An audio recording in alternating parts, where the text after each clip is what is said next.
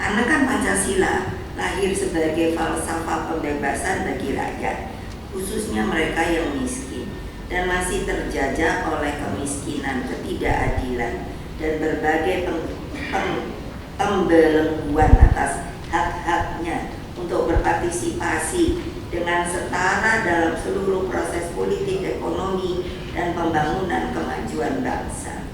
Pancasila efektif sebagai pemersatu bangsa, ideologi bangsa, hingga cita-cita sebagai bangsa dengan peradaban yang tinggi.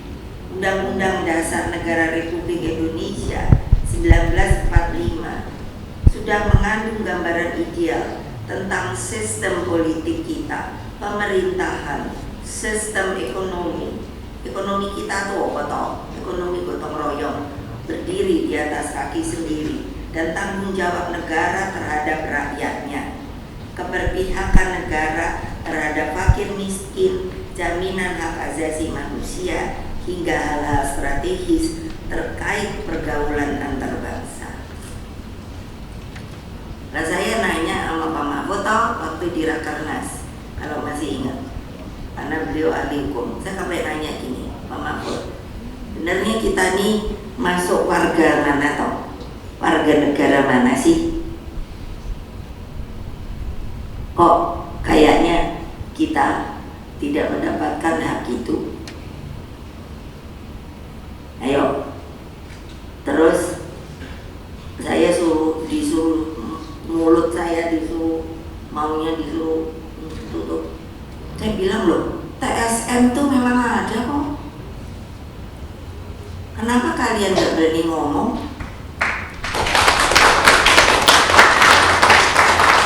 Kalau saya bilang apa itu? Saya suka lupanya ini karena saya kalau singkatan suka bodoh. Nah, apa ndak ada? Kalau saya ngomong gini lalu wartawan nulis Ibu Megawati koknya gede mengatakan, itu TSM ada, boleh. Terus saya mau dipanggil polisi, gitu. Ayo, lah orang buktinya aja, tapi diumpetin kan, gampang aja lu. Ya jangan gitulah, kan gitu. Karena Pak pemimpin apa sih nomor satu? Bapak saya bilang, kamu kalau jadi pemimpin, saya kan suka cerewet. Kalau pemimpin itu apa toh Pak? Kok mimpin gitu? Pemimpin itu kayak Bapak. Itu dari SD saya diajari. Terus untuk apa? Untuk kamu mengayomi rakyatmu seluruhnya. Seluruhnya. Kan berarti criss cross kalau dengan TSM toh. Terus udah gitu pada takut. Karena dengan apa? Melihat yang namanya ilalang bergoyang aja udah gemeteran. Itu ilusi, tahu gak?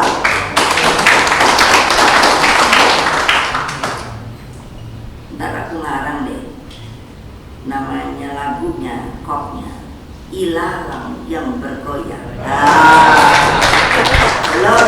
Lo nyanyiin ya, wartawan. Lo boleh no? Terus udah gitu mau dipanggil polisi. Oh, Ibu Mega udah jadi provokator. Udah enak banget. Provokator tuh apa toh? Ayo, tak panggil, berani nggak kamu suruh maju ke sini? Wartawan, siapa angkat tangan? Kamu yang mau jadi sukarelawan maju sini? Angkat tangan wartawan. Salah satu aja. Gak ada yang berani toh? Untuk menerjemahkan ilalang yang bergoyang, gitu. Keren nggak? Terus mau dibilang provokator, ya cabut aja ilalangnya. Tahu nggak ilalang tuh apa? Rumput toh. Lah ya, kok susah amat? Gawat.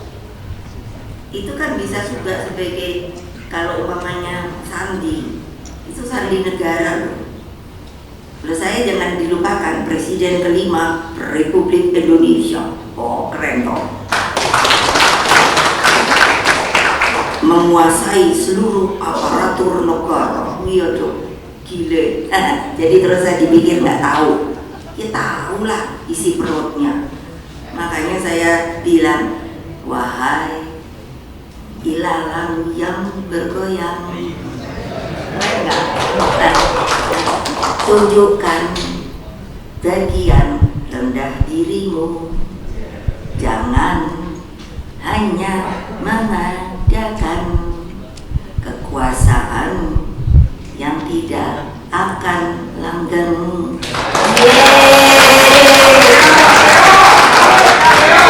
Jadi bener gak?